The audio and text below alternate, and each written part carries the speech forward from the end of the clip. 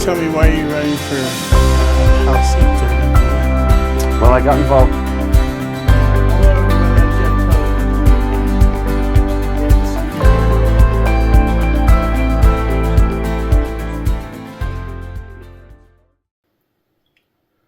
Over the past decade, the Idaho legislature has seen an increase in the number of legislative items being brought to the table.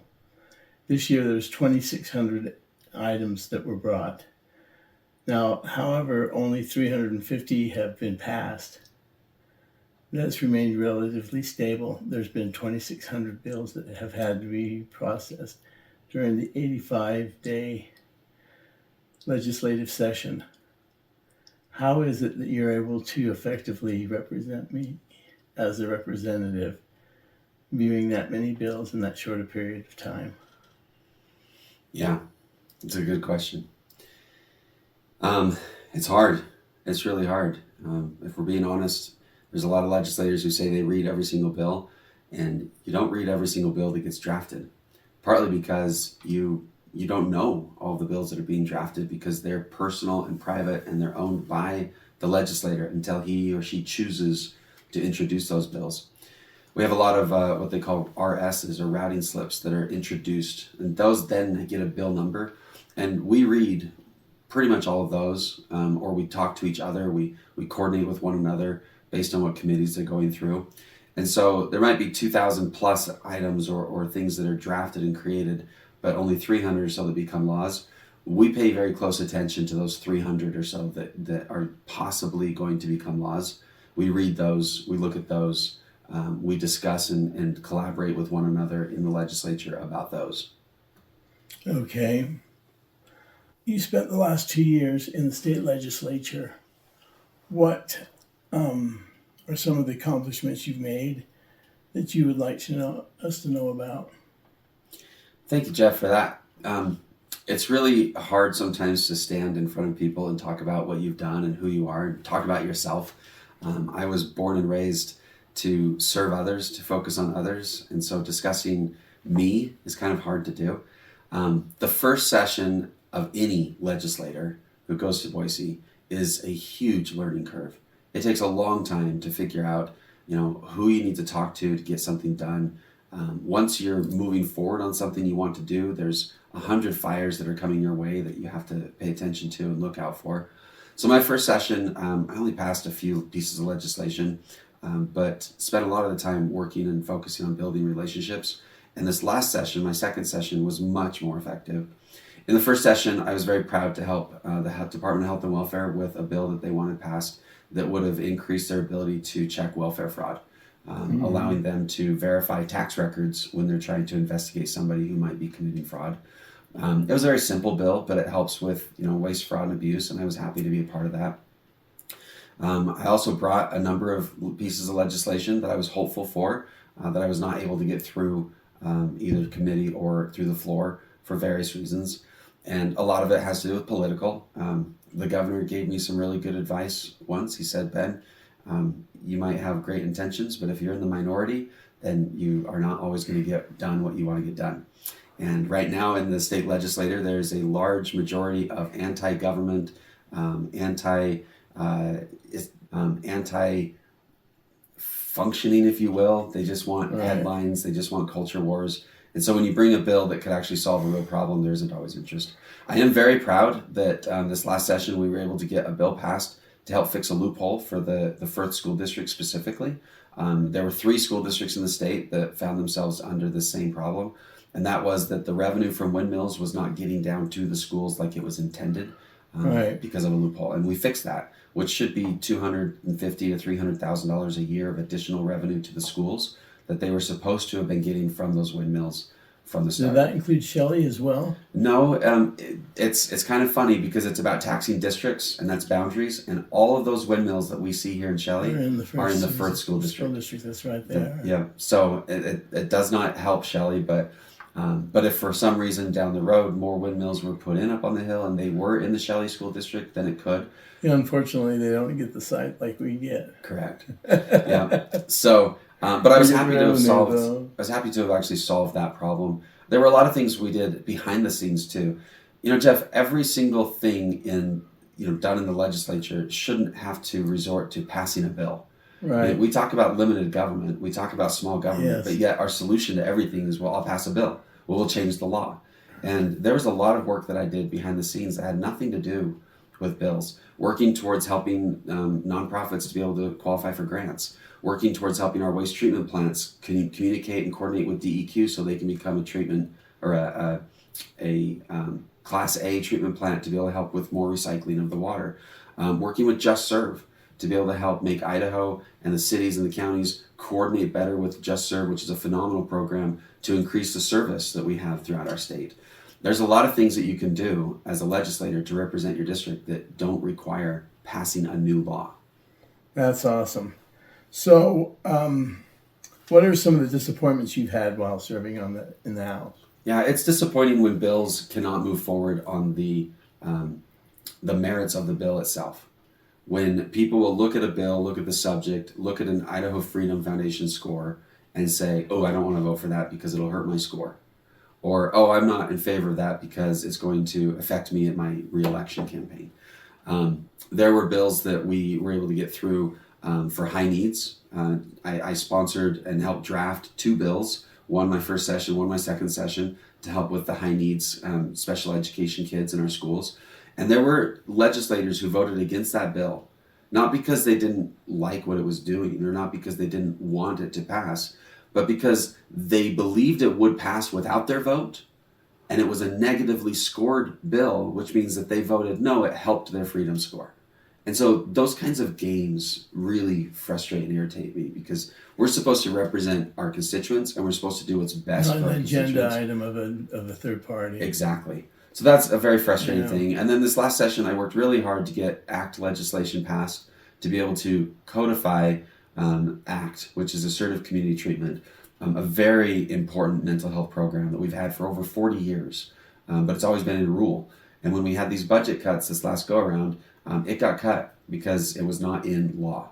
And so I would have liked to have brought that to law so that it would be in the statute and would continue to be funded moving forward. Okay. What committees are you over? I serve on health and welfare in the House. I serve on commerce and human resources, and I serve on environment, energy, and technology. EET is what we call it. It does a lot of things overseeing energy, nuclear, especially the INL, the DEQ. Commerce, it really oversees Percy, and then which is why I wanted to be there to make sure we protect Percy. And then human resource, health and welfare is obviously health and welfare related things. Are you assigned to those committees, or do you No. pick them? Yeah, the yourself? House is a little different than the Senate. In the House, we make requests. So at the beginning of each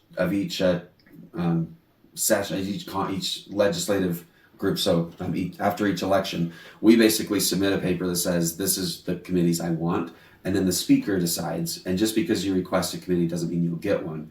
I requested to be on JFAC and was not assigned there. The Speaker, we serve at the pleasure of the Speaker in the House. Okay. You're currently running against Julianne Young.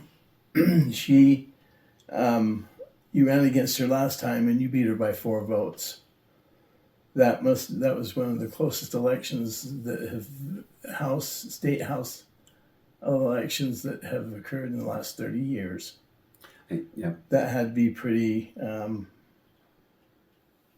amazing to defeat a 3-term House member by 4 votes. Yeah, I was told it's the closest legislative race in Idaho history. It was 2 votes on election night, and then after the recount, there was a discrepancy in one of the precincts where a vote was counted in her column that should have been counted in my column. So upon fixing that, she got a -1. I became a +1. 1 vote turned into 2, and it was a 4 vote at the end. So very, very close. I hope the thing that everybody learns in our district and throughout the state from that experience is that every vote matters.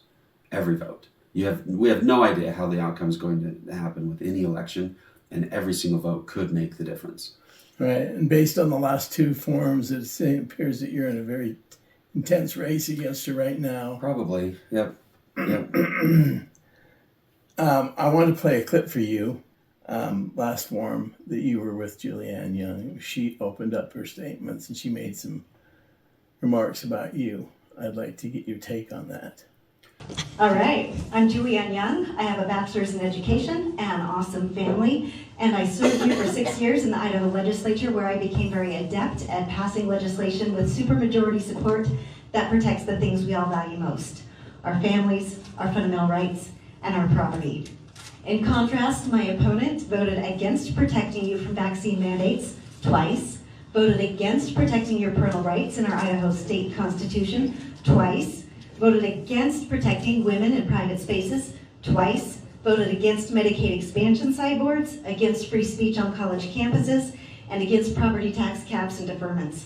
But here's the area that I think we differ the most. While I've learned to draft legislation in order to win at the Supreme Court, my opponent has taken the position that he will not support any legislation that's going to cost us money to defend. In Idaho, a legislator who is unwilling to stand up for these issues cannot be pro-family, cannot be pro-Idaho values, and cannot be pro-life.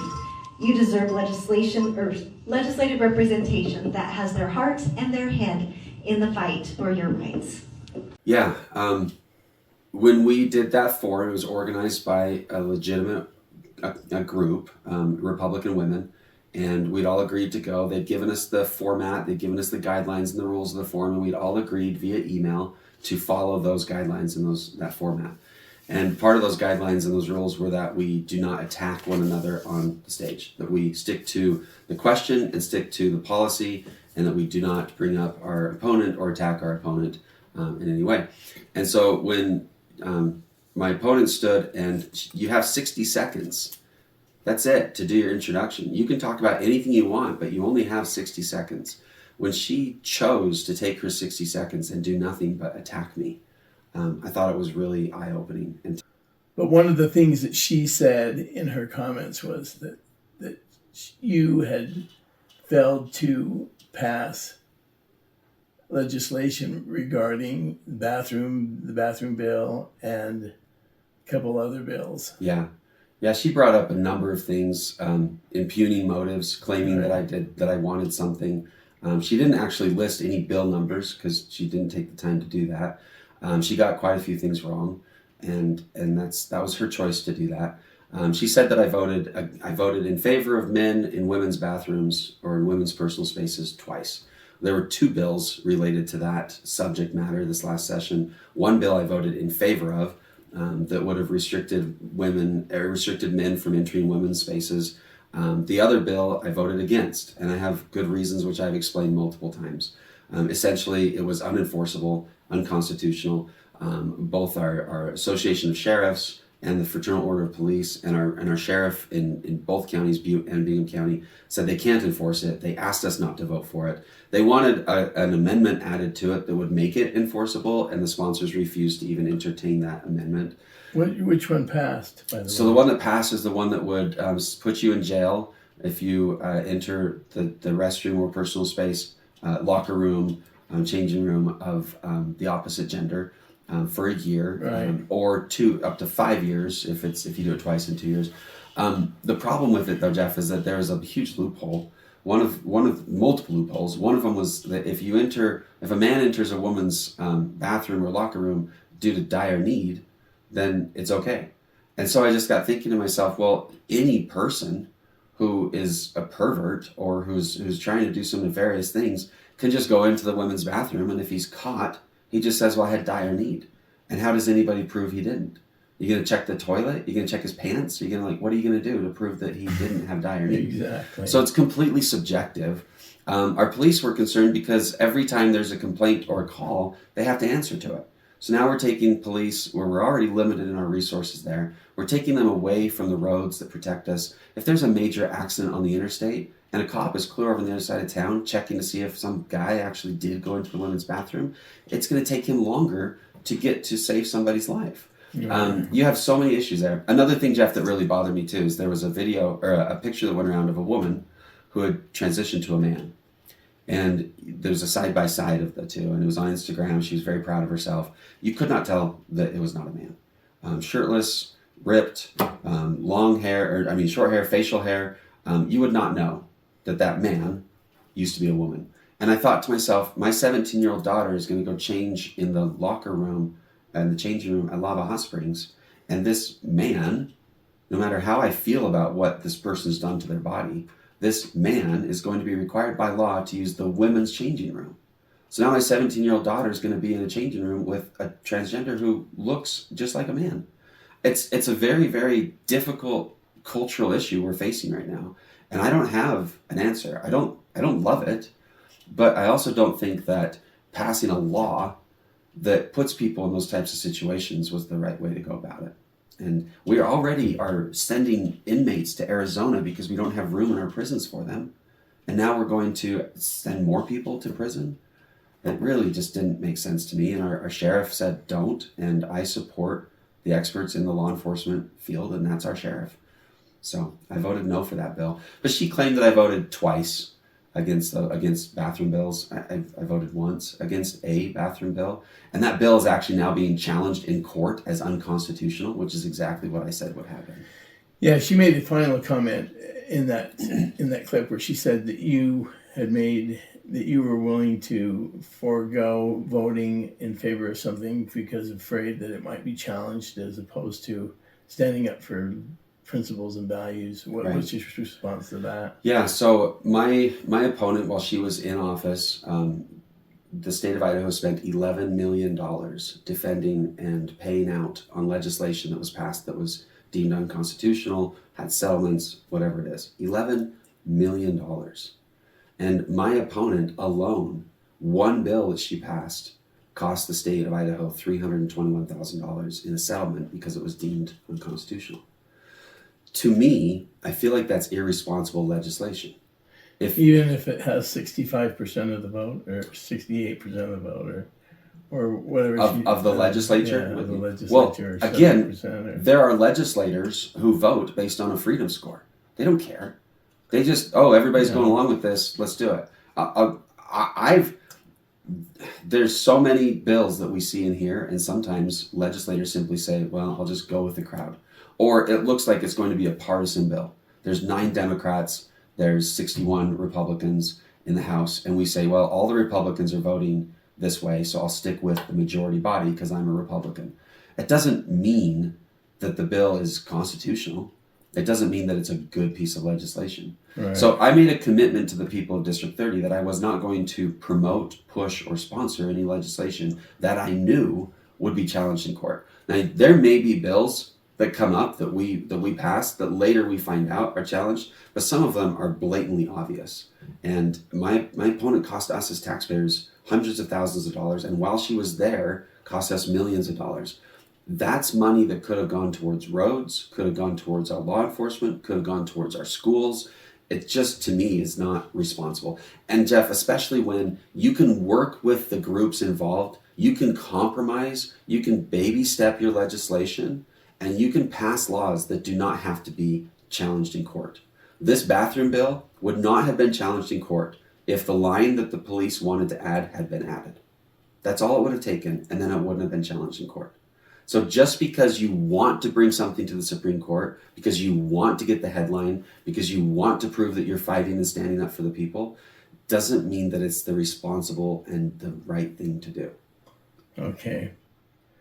I've read online some rumors from people in Julianne's camp that say that you don't think that they don't think you want to debate her, that you've said that you've not wanted to debate her and that you've actually avoided debating her, period. So in the last election cycle, we had forums. We didn't do any debates. And this election cycle, that was what I had committed to do, is forums. Forums give the voters an opportunity to hear the candidate answer the same question, to be able to see their own contrast, and to be able to then later ask those candidates questions in a casual setting. Debates are divisive. Debates are designed to be entertainment. They're not designed to get answers. They're designed to have a he said, she said moment where you can take a soundbite and then run it everywhere you want out of context. That's what we see with presidential debates. That's what we see with debates in our local communities. Furthermore, the only official debates that I was asked to participate in was with Neil and Julie Larson on their radio show. And if you go back and look at the debates they've had, they're the most one-sided, biased things I've ever seen. I'll give you an example. When they had Barbie Hart and Connor Cook on their show, they spent 5 minutes and 13 seconds asking questions of Connor Cook, and 1 minute and 47 seconds asking questions of Barbie Hart.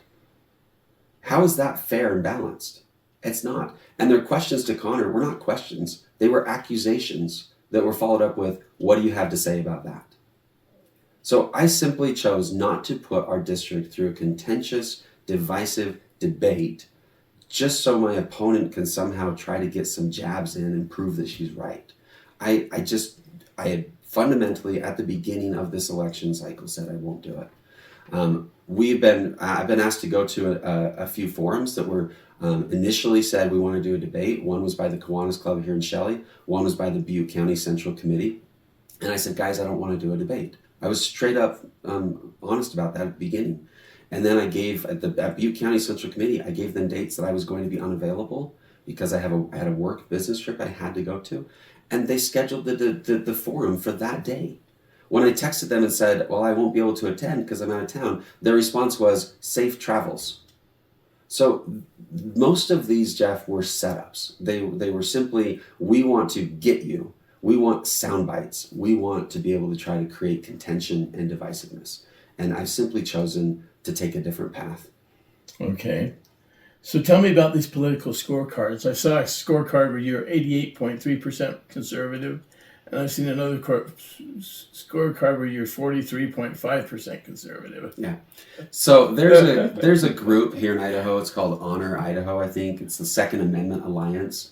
Yeah. It looks like a legitimate organization that's supposed to score people based on their Second Amendment related votes, their guns, right? It's run by one person, one guy. Right.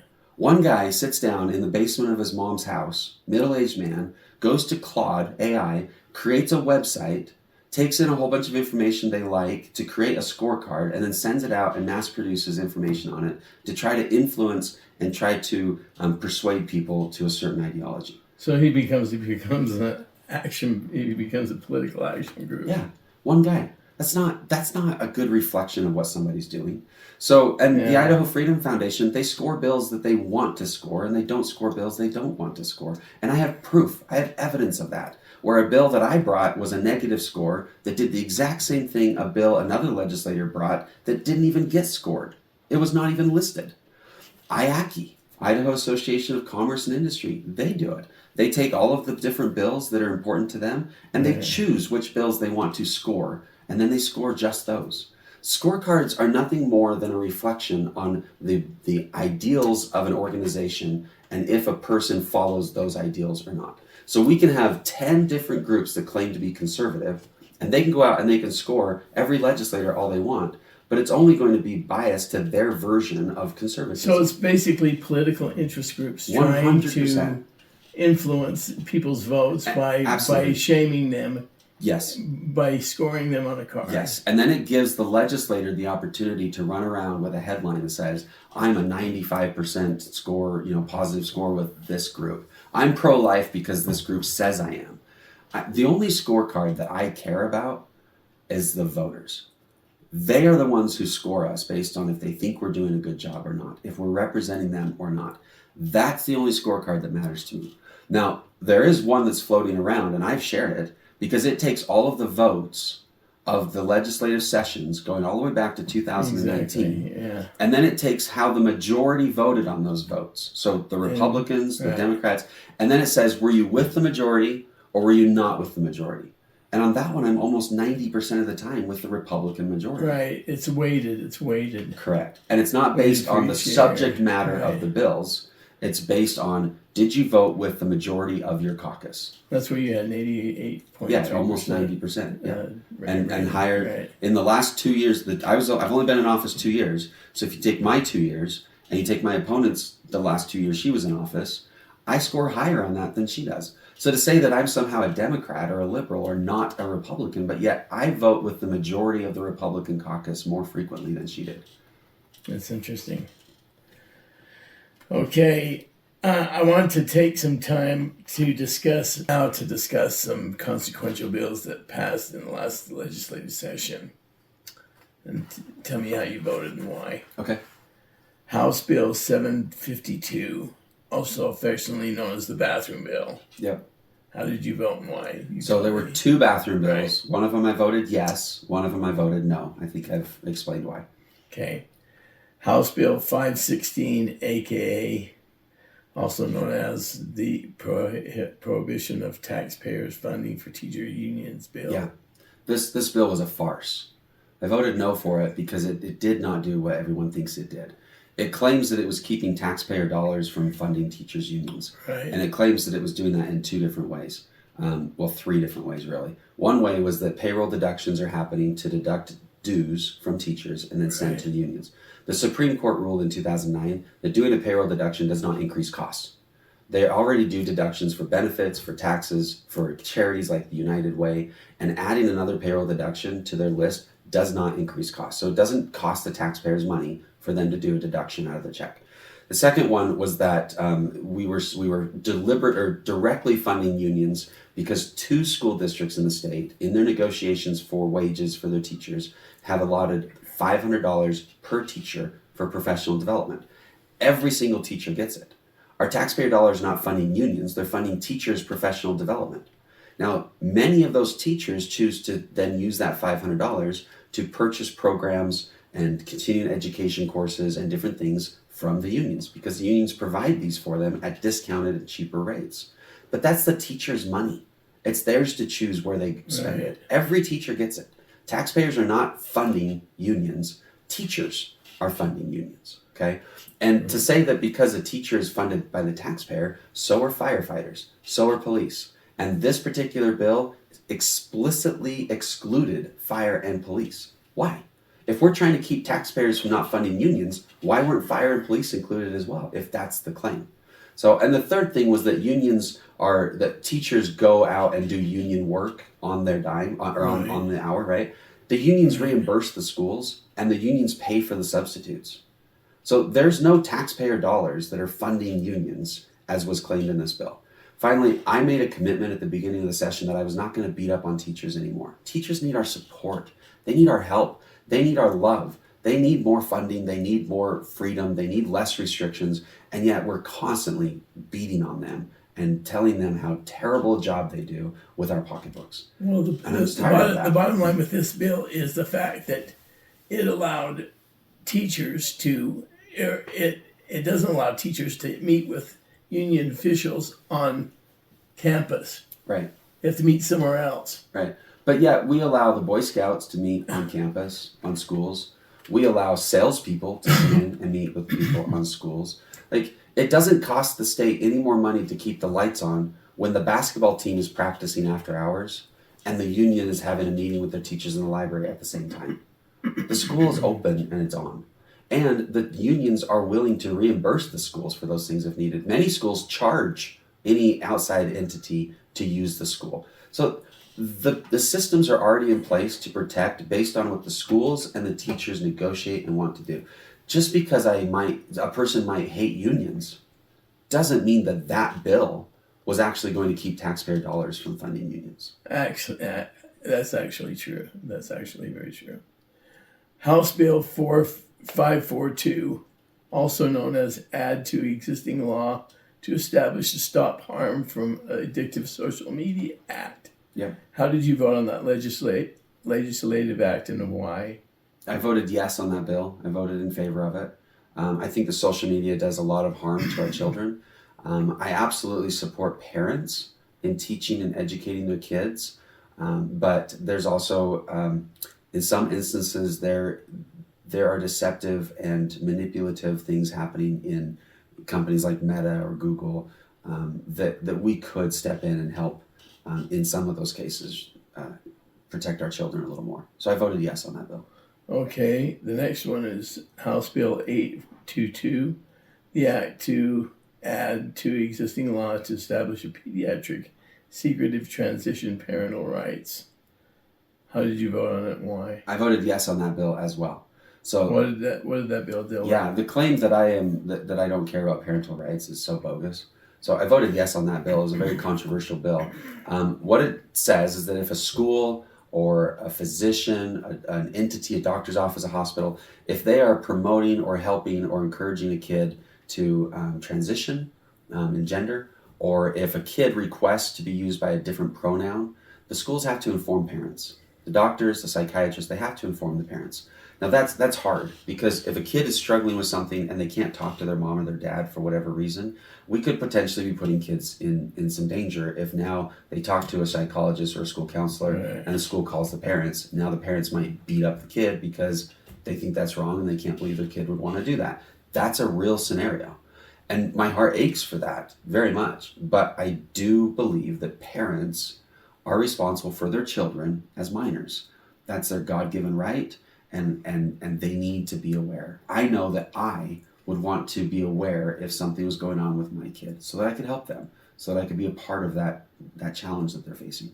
So I voted yes on that bill. One reason a lot of people voted against it was because it had a $100,000 potential penalty or fine that a judge could assess on the entity. I read through that very closely, talked to some friends I have who are attorneys, and it's up to a $100,000 fine, and it's only if the judge deems that the consequences of the entity have reached that severity. So, like, for example, let's say that a psychiatrist actually takes the kid to the doctors and starts giving them hormonal therapy and giving them transitional therapies without telling the parents. They're doing irreparable harm to that kid without the parents' knowledge. That's where that up to $100,000 fine could come into play. If a teacher says, hey, this boy wants to now be called she or her, and forgets to call the parent, that's a lot different than taking the kid to actually do surgeries or such. So I didn't love that because I don't like private rights of action, but I felt like giving the parents the rights to know what's going on in their child's life was more important. Okay, this next bill is the Senate Bill 1352. Restricts cities from creating or enforcing ordinances that prevent the construction of compact single-family dwellings of 1,500 square feet or less on residential subdivisions of at least 4 acres. Yeah. It takes effect July 1st. How did you vote on this bill? I voted no on this bill. I voted no for a couple different reasons. First off, I don't think that the state government should be in the planning and zoning business. Planning and zoning happens at the local level. Citizens of the cities and the counties should decide for themselves what kind of city they want, what kind of layout they have, and that's done through planning and zoning. So when we take away the cities and the counties' rights to be able to do planning and zoning and we give it to the state, I feel like that's a step too far. I'm a big proponent of local control. The best government is the one that is most close to the people. That's local. So I did not like the fact that as a state, we were telling cities what they could and could not build in that regard. Right. And then it was also told to me that we'd be talking about 50 plus homes on a 1 acre lot. I live on a 1 acre lot. I can't imagine 50 homes there. Where are the cars going to park? What if one house catches on fire? How does it keep the other ones from catching on fire? Well, we have that very issue right now in Shelley. Yeah. And a subdivision over here that's new that we tried to block. I tried to block very strongly. And that it allows for small homes on small lots, and it's amazing. Yeah. You do run into the question of, how do you get utility vehicles in? How do you get fire in? How do you have people come and visit when there's only a small lot line for people to park? Right. Yeah, I mean, there's tons of problems. If you live in New York City and your space is limited, maybe that's a good way to go. But again, the local entities should make that decision. It was also purported that this bill was going to be encouraging starter homes, and that it was going to contractors would build these homes and they'd sell them for really cheap and help people get into homes. It was asked in committee, what would keep a contractor from building a whole bunch of homes like this and then keeping them? And then renting them out through Airbnb. Exactly. And the sponsors of the bill said nothing. They could totally do that. Exactly. And so if I'm a contractor, I'm in the business to make money. Yeah, those are questions that were brought up with this development here as well. So again, I feel like those types of decisions are best made at the local level. Okay. I want to turn your attention to water right now. You said in the Shelley Forum, and correct me if I'm wrong, that you thought the legislature had no place in dealing with water restrictions imposed on junior right water users in the eastern aquifer plain. Am I stating your view correctly? I don't remember saying that, but that's not. I don't think that's. I don't think that's the entire context of what I was trying to say. Okay. I remember questions in the forum related to water. I believe that water disputes, not water law, but water disputes are best handled by the farmers and water users. So Right. our mitigation plan that was renegotiated in 2024, it didn't work until they kicked the lawyers out. When all of the members of the group, doing that plan said, "Hey, all the attorneys get out of the room," they came to a conclusion, Right. and that's what we have today. So when we get government and we get lawyers involved in water issues, we always create more problems than we solve. And that's something that I absolutely support, is letting the water users solve the problems. I think people misunderstand the governor on this. A governor has not taken a really strong leadership position on water in East Idaho, because if he gets involved in it, the federal government will take note. And if the federal government gets involved in it, we're all doomed. And so he has taken the stance to allow his lieutenant governor, Scott Bedke, to help lead these mitigation issues and such, because that keeps it with the water users a lot better. It keeps the spotlight off of it. And I think that's important. I understand, but the state owns the water. Mm-hmm. And so you have the junior rights, Yep. you have the first in, first right, and then you have the sustainability clause of the 15th Amendment to the Constitution, which talks about beneficial use. Yeah. And that's where I wonder if the legislature get involved, if you find that it becomes a problem where you're drying up tons of land in certain aquifer, But to preserve the rights of senior right owners in another section of the state. it's really easy to start going down this road of fairness, right? So I'm a farmer. I go out, I buy 1,000 acres of land, and I start farming that. That land wasn't farmed 50 years ago, and now it is. And somebody else who already has 1,000 acres of land that they've been farming for the last 100 years, now their water is being restricted because of a new parcels of land being farmed. So who's it fair to? Are we being fair to the farmer that already had land in place that he was farming, or are we being fair to the new farmer with new land in place? I don't have an answer to that, Jeff. I don't know what's fair, but I want those two farmers to get together and decide what's fair, not the government. And so, yes, water in our Constitution is the state's water. But you tell a farmer that the water belongs to the state, they're not going to be very happy with you. They don't see it that way. And you tell a farmer that his crop is more important than another farmer's crop, or vice versa, your crop is less important than another farmer's crop, that's his family, that's his livelihood. That's a very difficult thing to tell somebody as well. So I don't know what the solution is in regards to the junior and the senior water rights, except that what we've been doing has worked for a long time. And I feel like it can continue to work even longer if we get more water storage. That's the key. The key is not who gets water when. That's working. The key is, do we have enough water? And when we have drought years like this one, and we've had 14 drought years, or years where we've had low snowpack in the last 25 years. This is not a new thing to our area. 14 times. When we have years like this, if we had 270,000 acre feet of water at the Teton Dam site, if we had another 200,000 acre feet of water at American Falls, if we had more water storage, it wouldn't be a big deal. Because in the other years where we have excess water, we fill our reservoirs. And then in years like this, we use our reservoirs. So for me, I'm focused more on increasing water storage than I am on the battles of water rights right now. And that's because I want the farmers and the water users to continue to work together on the water rights issues, not the state. I don't want the state jumping in and passing new laws. When the state should the state take some type of action on studying the aquifer to make sure that we understand it right? Yeah. Because drying up 820,000 acres in the eastern aquifer plain to increase the water so much so down at the Thousand Springs. Yeah. It's not water for water. I mean, there's obviously some science that's not being applied right in the underground.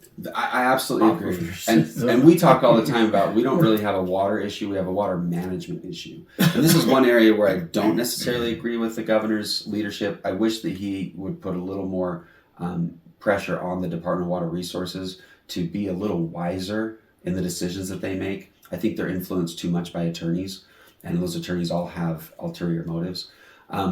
We need to work on the management side of it at the same time, and there is some legislation that we can probably work on to solve that problem. But that's different than the water rights issues, and along that as well of what you're saying is that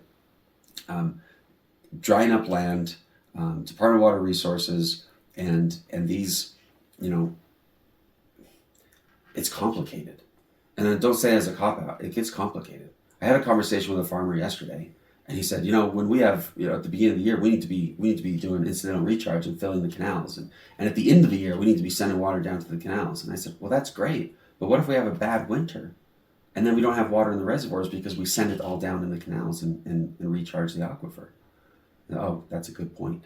Like, you can't control Mother Nature, Jeff. No. We can't. But we can control where our water is available when we need it, which is why we should be focusing on storage. Exactly right. I agree. Real quick here, I know you have to go, but I have one last area of discussion I want to make with you. How is it that we went from $1 billion surplus to requiring 4% cuts across the board for 2026 budget year and 5% across the board cuts for 2027 budget year? So about 4 years ago, the state changed the way it does budgets. They went to 2 budgets instead of 1 for every agency, a maintenance budget and an enhancement budget. It'd be like you sitting down every single year and saying, okay, we spent $80,000 last year, so we're going to spend $80,000 this year. And then if we want additional things like that trip to Disneyland or a new car, then we're going to figure that out differently. I don't think that's the right way to budget. That has created situations and scenarios where we are irresponsibly giving agencies money that they don't need, and irresponsibly taking money from agencies that they do need. We've got deferred maintenance that isn't being taken care of because it looks like new spending. And so our budget process, I think, is broken. Because of that, last session in 2025, we started spending money before we had a revenue target. So it'd be like sitting down and saying, you know what, we want to go to Disneyland. We want a school choice bill. We want tax cuts. And so we're going to do those things, and then we'll pretend we have the money for it. Which is exactly what the U.S. Congress does. It was the worst budgeting philosophy I'd ever seen. And that's what we did. And so we grossly misestimated how much revenue we would have. And then on top of that, Trump passed the One Big Beautiful Bill, which is a giant tax cut that we conformed to. That was another $150 million. So we did roughly $600 million of tax cuts from 2025 to 2026, and we had a budget deficit of about $600 million. We should have gone in this last year and said, pause, time out. Let's postpone some of these tax cuts. Let's postpone this school choice bill because we need to make sure we have the money to keep the state operating. We should have saved that $1 billion for a rainy day. Yeah, we have $1.3 billion in rainy day funds right now, and we refused to use any of it. It was something else that I also disagreed with, and I could go into the budget for an hour or more. Well, but that's what happened. I appreciate you coming in. Yeah, thank you. Visiting with us. Thank you. Once again, this is Ben Fuhriman, and we appreciate you guys watching. Go out and vote on May 19th. Thank you, Jeff. See ya. Thank you.